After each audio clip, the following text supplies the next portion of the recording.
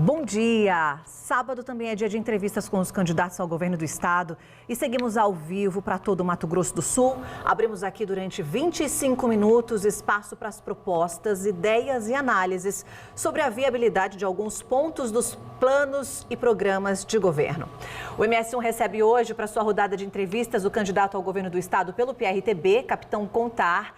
Capitão, bom dia, candidato. A gente faz um breve histórico do senhor Renan Barbosa Contar. É natural de Campinas, em São Paulo, tem 38 anos, capitão da reserva do Exército Brasileiro, tem formação em administração, logística e pública. Em 2018, disputou o primeiro pleito e foi eleito como deputado estadual mais votado.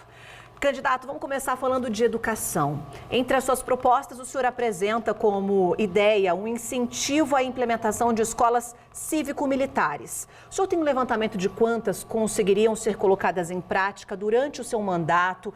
O valor para isso é igualando ou equiparando a investimento em escolas de tempo integral, que é o grande interesse da sociedade? O seu tempo passa a contar a partir de agora. Bom dia. Ok, Bruna, bom dia. Bom dia a você, ouvinte e telespectador. Eu sou o Capitão Contar, candidato a governo, e não tem como a gente falar de educação sem olhar para os problemas que orbitam o tema educação. Você não pode falar de turismo, de negócios, né, de saúde, se você não começar a trabalhar a educação, lá na educação básica, com nossas crianças. Então nós temos, obviamente, diversos planos para a execução e melhoria da educação, além da valorização dos professores, dos administrativos da educação. Precisamos melhorar salas de aula, reformar ginásios, diminuir o índice de invasão escolar. E uma das formas de fazer isso acontecer e atingir o objetivo é dando continuidade ao programa de escolas cívico-militares, que deu início aí com o governo federal, para que a gente consiga multiplicar esse tipo de modelo aqui no estado. Investimento. É um modelo que dá certo em muitos estados brasileiros, inclusive aqui no Mato Grosso do Sul, temos uma escola, Professor Tito, que já ganhou 2 anos consecutivos a melhor escola cívico-militar do Brasil. É um modelo onde você tem uma gestão compartilhada, Bruna. Eu quero deixar bem claro, não se trata de militarizar escolas. Escola militar é uma coisa, é uma organização militar das Forças Armadas. Escola cívico-militar é uma escola tradicional, porém com uma gestão compartilhada. Ou seja, você, através de incentivos do governo federal e de parcerias também com o governo estadual, você tem uma gestão compartilhada.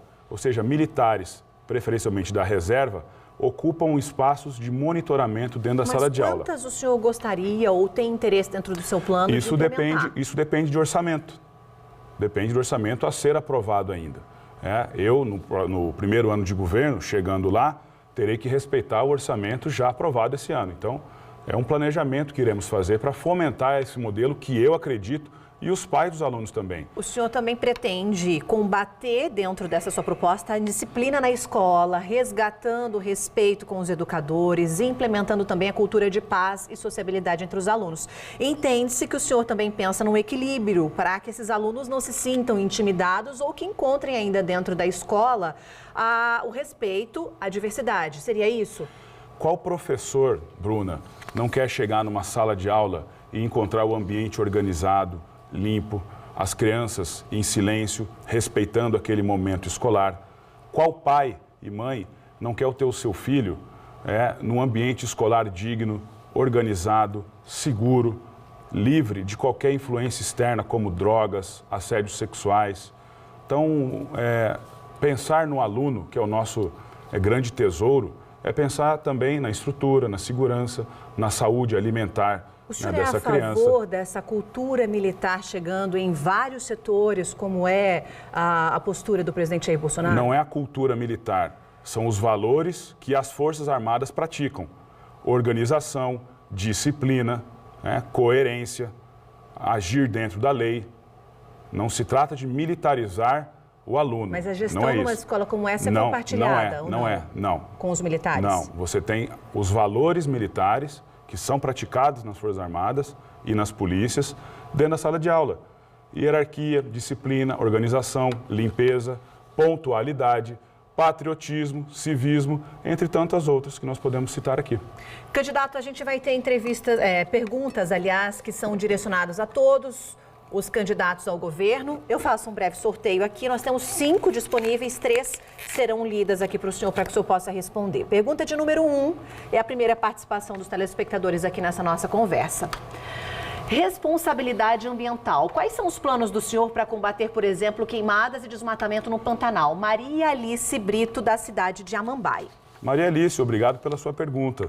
Meio ambiente, né? Nosso estado tem uma grande área ainda preservada e temos também a maior superfície alagada do planeta, que é o nosso Pantanal.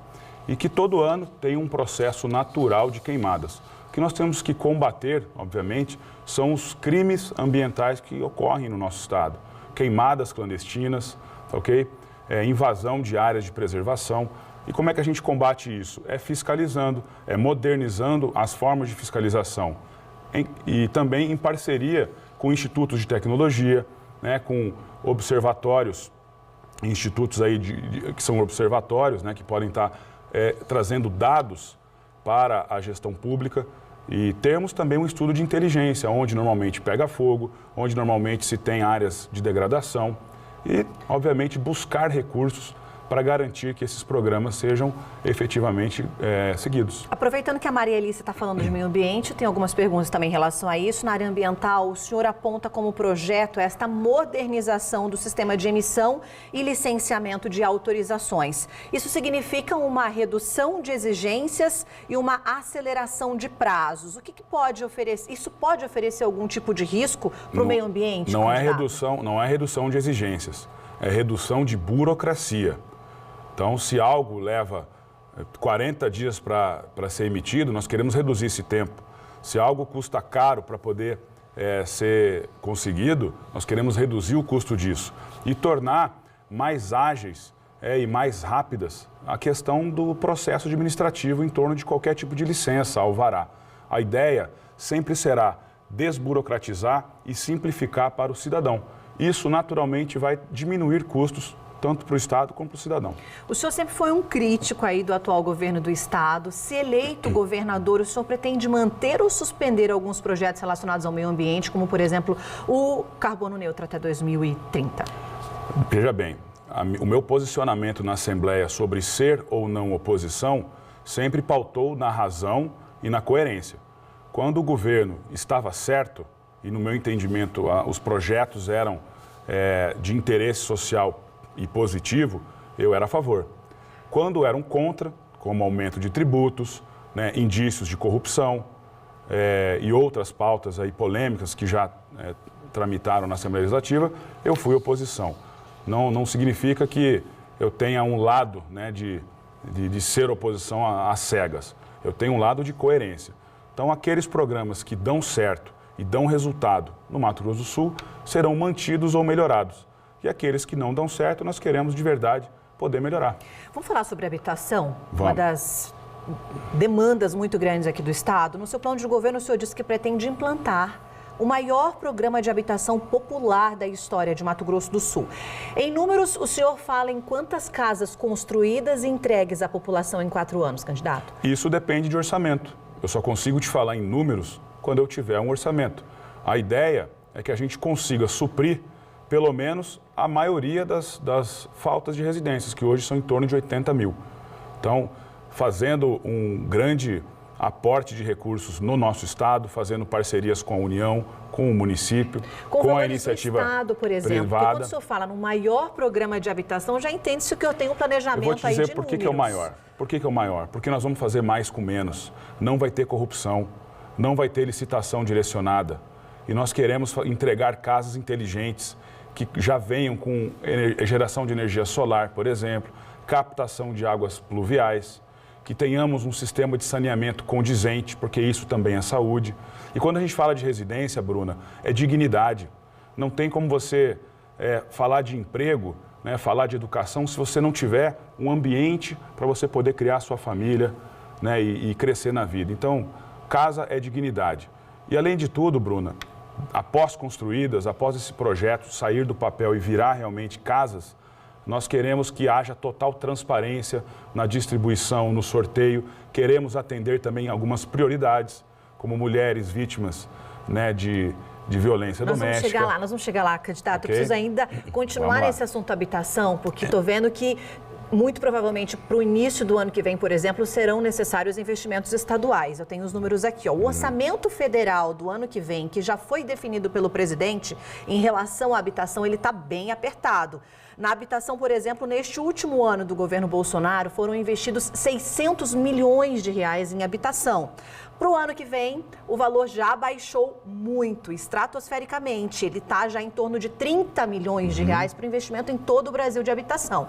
O governo já disse que pode chegar até 80 mil, tirando dinheiro de alguns outros fundos. Houve uma redução de 95% de investimento para a Casa Verde e Amarela. Então, como é que é possível fazer tanta coisa, já sabendo que o orçamento vai estar bem apertado? Entende-se que o senhor já sabe aí dos valores estaduais também para esse investimento. Claro, veja, tudo vai depender de quem vai ganhar para governo, quem vai ganhar, né, no Congresso Nacional, né, novos programas serão implementados, provavelmente vai ter alguma mexida nos ministérios, e o relacionamento do Estado com o governo federal vai ser essencial para que haja essa confiança e essa parceria para a construção de residências. O programa de casas verde e amarela está dando muito certo. Isso depende, obviamente, de orçamento. O presidente está conseguindo reduzir impostos, reduzindo os custos para o cidadão. Isso também é uma forma de ajudar o país. Vamos falar de apoio? O senhor e o candidato do PSDB disputam o apoio do presidente Jair Bolsonaro. Num debate, inclusive, esta semana, o senhor chegou a colocar isso em destaque, colocando aí como o mais fiel apoiador. Essa disputa por um mesmo nicho enfraquece a candidatura, na visão do senhor, ou não? Por que desta disputa? Olha, eu vou ser bem franco para você, Bruna. Não tem nada a ver. Quem apoia de verdade o presidente Bolsonaro sou eu. Eu nunca vi o candidato do PSDB, que para mim parece mais o João Dória do Mato Grosso do Sul, eu nunca vi ele apoiar o presidente Bolsonaro em nada. Inclusive, passou a seguir o presidente nas redes sociais recentemente. Não há qualquer tipo de apoio de baixo para cima da parte dele. A disputa pelo apoio vertical, né, do presidente para o candidato já está mais do que clara no país todo. Nos estados onde ele tem candidato a governador, ele já falou. Aqui no Mato Grosso do Sul, ele apenas apoia a Tereza Cristina. E fim de papo. Não existe nenhum tipo de apoio oficial do Bolsonaro a algum candidato a governo do Estado. E o senhor acha que o senhor sai prejudicado em relação a isso? De forma alguma. Quem vai definir quem é bolsonarista ou não é o povo sul-mato-grossense. Candidato, vamos falar então de assistência social, porque isso também é muito importante para a sociedade hoje. Na assistência social, o senhor quer criar um grande movimento com empresas e terceiro setor para combater a extrema pobreza. 10% da população de Mato Grosso do Sul hoje vive nessa situação da insegurança alimentar grave, que é a fome. Se eleito, quanto tempo vai demorar para o senhor colocar em prática essa iniciativa, atendendo essa parcela da população que precisa de apoio? Como é que você resolve o problema da fome? É dando condições para a pessoa comprar a sua comida, não é isso? Ou através de programas sociais. Os programas sociais que já dão certo serão mantidos, serão avaliados e mantidos, depende de orçamento. Mas... Qual que o senhor acha que deu certo, que o senhor manteria dos programas sociais aqui? Por exemplo, a questão da energia elétrica, onde o Estado está bancando, né, está pagando a faixa de consumidores dentro do estipulado, né, que é a tarifa social. Eu penso numa ideia diferente. Eu acho que o Estado pode investir em energia solar, por exemplo, e abater, ao invés de pagar a energia elétrica para o cidadão, né, pagar a conta de luz dele, investe num programa de geração de energia e ele vai continuar não pagando, porque é praticamente gratuito. Então, nós não podemos levar politicamente os programas sociais. Tá? Com relação à fome, é gerar emprego. E para você gerar emprego, não é o Estado que gera o emprego. Quem gera emprego é a iniciativa privada. Então, o Estado tem que atrair indústria, atrair empresas, tornar o ambiente de negócios do Mato Grosso do Sul mais leve, mais atrativo. Temos que tornar o Mato Grosso do Sul um estado mais competitivo. Por isso é essencial que a gente reduza a carga tributária no Mato Grosso do Sul. O setor que mais emprega e arrecada é o de comércio e serviços. E é ele que sempre é o mais arrochado na hora que o Estado precisa de dinheiro. Temos que também fechar os gargalos, Bruna. É só não deixar roubar que sobra dinheiro para fazer tudo o que precisa. Infelizmente, no nosso estado, eu já apontei alguns indícios de corrupção. Por exemplo, na compra de cestas básicas. Vamos voltar na assistência social que você me perguntou e também relacionado à fome. Quer dizer, o Estado compra cestas básicas, entrega para quem precisa, mas do outro lado retira o dinheiro, superfatura. Isso está errado. Então, nós temos que, de verdade, fazer um equilíbrio de ações, mas começando dando exemplo, gastando bem o dinheiro público. Bom, o senhor está falando aí de transparência. O senhor é autor de um projeto na Assembleia Legislativa que cria a Semana Estadual de Conscientização sobre a Carga Tributária. Quando o senhor defendeu esse projeto, o senhor disse: precisamos saber para onde o dinheiro do nosso Estado está indo. O que o senhor pretende fazer, então, em relação a isso, que o portal da transparência não está fazendo? O que o senhor faz além disso? Esse foi um dos projetos que eu apresentei, dentre outros tantos, de compliance, aumento de transparência, de controle. Então, após ver tantos projetos na área de transparência serem derrubados na Assembleia Legislativa, e depois quem quiser pode acessar a minha rede, que lá tem todos os projetos que apresentei, depois de ver todos eles serem barrados, eu apresentei esse, que traria uma consciência maior sobre a alta carga tributária do Mato Grosso do Sul. E não sou eu que pedi, são as associações, os comerciantes, e justamente esse setor que mais emprega e arrecada no nosso estado. Candidato, nós vamos passar a falar sobre segurança pública a partir de agora. E eu já gostaria de iniciar essa nossa conversa sobre esse tema com um olhar voltado para as mulheres. Qual que é a sua proposta para frear esse número covarde de feminicídios em Mato Grosso do Sul? Como o senhor pretende garantir segurança ou ajudar essas mulheres a estarem seguras, inclusive dentro da própria casa, onde os crimes acontecem com maior frequência, estupro de mulheres, violência contra as mulheres e até violência contra as nossas crianças? Eu acho, Bruna, que nós temos que começar nos bancos escolares. É um trabalho a longo prazo. Então, eu quero que na educação pública a gente já comece a inserir campanhas para que a criança identifique o que é uma violência, quais são as formas de violência contra a mulher, formas de assédio. Nós temos que afastar qualquer possibilidade de a criança não ter já esse aprendizado desde cedo. Tá? Às vezes falta exemplo em casa. Então, eu acho que a escola tem esse papel também de conscientizar. Fazer a lei ser seguida, né? Se o adulto não consegue cumprir a lei, se ele sabe que maltratar uma mulher, qualquer tipo de agressão é crime, ele tem que, obviamente, ser punido. Essa é uma das grandes demandas das mulheres no nosso telejornal. Claro. Como é que o Estado pode contribuir para que a lei seja cumprida? Da forma como eu já fiz como deputado. Embora não seja uma competência do deputado, eu apresentei um projeto de lei que institui um aplicativo onde a mulher, através do seu telefone celular, pode acionar um botão na iminência de ser agredida, né, ou assediada, e esse botão já dispara um alerta para a Polícia Militar e dispara também mensagens para pessoas cadastradas, como algum parente, né, que possa morar ali perto, algum vizinho.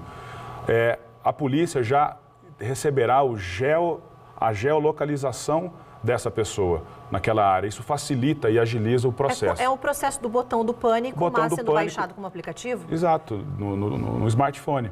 Né? Aí vem a questão, mas é a mulher que não tem smartphone. Olha quantos celulares são apreendidos em contrabandos, né, que são utilizados aí pelo crime organizado, que são apreendidos também. A justiça pode tranquilamente enviar e destinar esses aparelhos para essas pessoas, tá certo? Inclusive, esse aplicativo não depende nem de sinal de celular, né, de internet. Ele usaria a rede que já é para serviços de emergência. O próprio celular. Então, fora isso, eu também destinei emendas parlamentares para as salas lilás da Polícia Civil, que é um ambiente dentro da delegacia onde a mulher e a criança pode se sentir mais acolhida, mais segura, num lugar mais privativo para que ela possa denunciar. E outro papel importante é fazermos campanhas de estímulo para que as pessoas se sintam encorajadas a denunciar.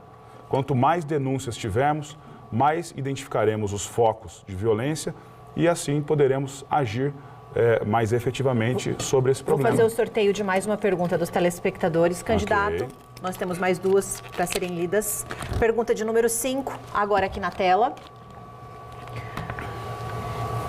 Célia Regina de Campo Grande pergunta: tem uma sugestão de pergunta aos candidatos que é uma necessidade antiga do nosso estado. As nossas estradas, má conservação, falta de acostamento, enquanto isso os impostos continuam muito onerosos. Qual é o impedimento para que sejam duplicadas as nossas rodovias e o que pretende fazer?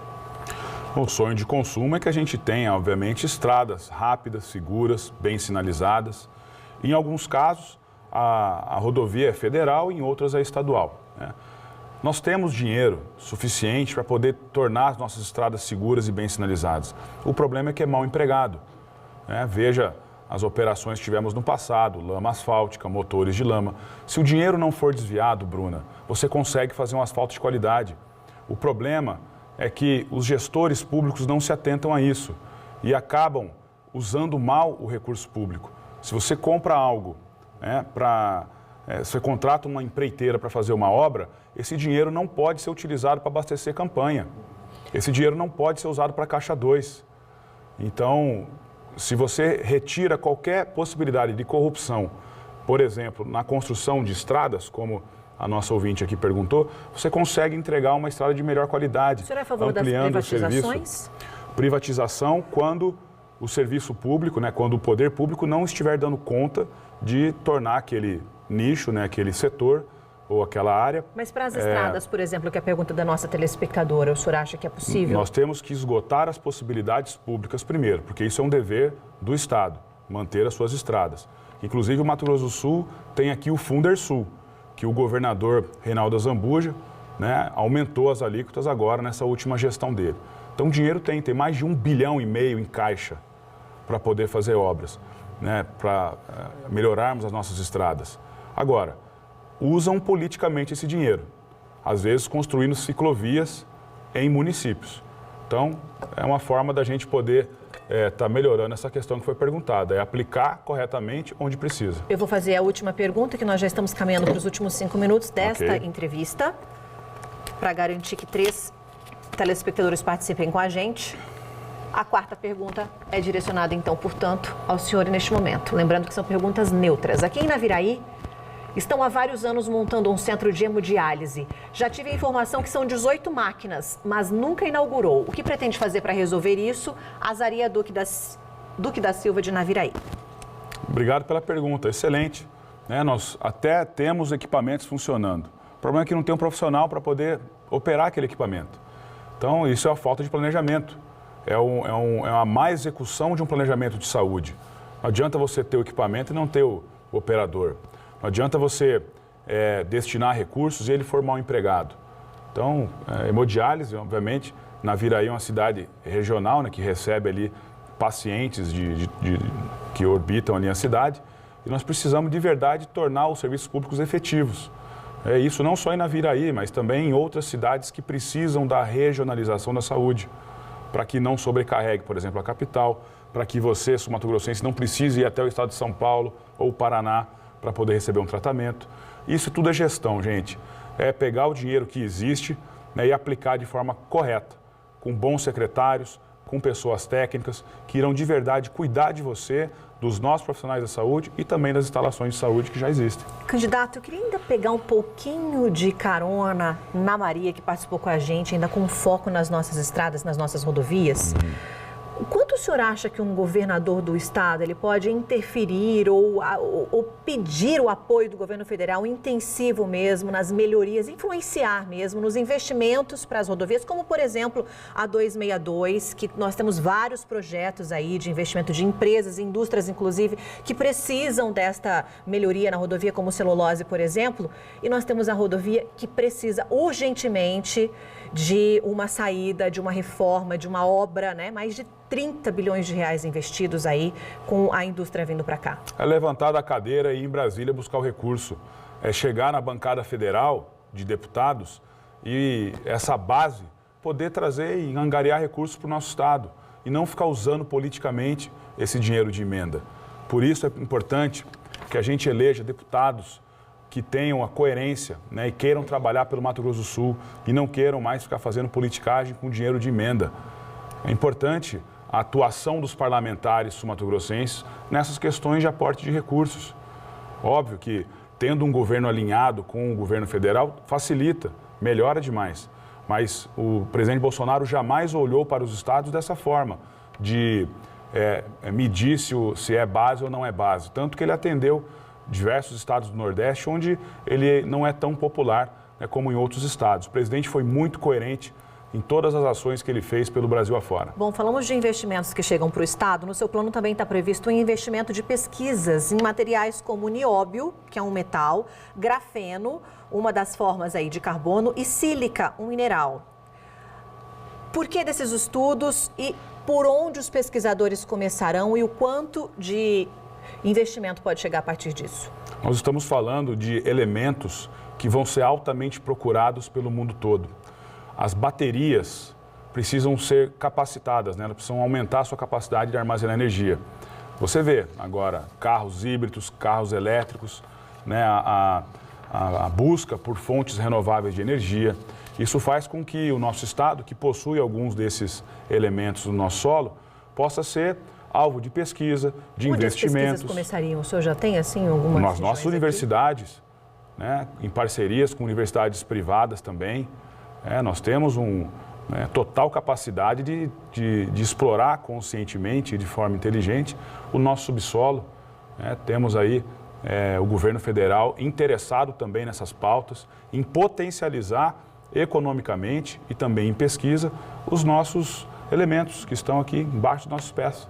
Então, de verdade, o Mato Grosso do Sul pode ser um dos fornecedores desses elementos. 25 minutos, candidato. Nosso tempo encerrou, mas o senhor tem 1 minuto para as considerações finais a contar a partir de agora. Ok, eu quero convidar você, cidadão sul-mato-grossense, eu que só disponho de 15 segundos no horário eleitoral, para que você venha com a gente mudar o nosso estado de verdade.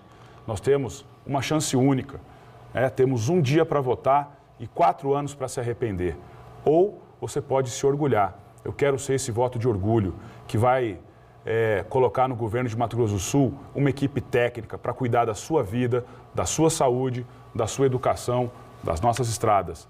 Eu quero ser um governador que vai de verdade entregar o melhor serviço para você. Chega de amarras políticas, chega de votar no mesmo, chega de farinha do mesmo saco. Venha de Capitão Contar 28 para governador e presidente Jair Bolsonaro 22. Candidato, muito obrigada pela entrevista. Uma boa semana nova que vai começar aí. Um bom trabalho para o senhor. Boa semana, obrigado.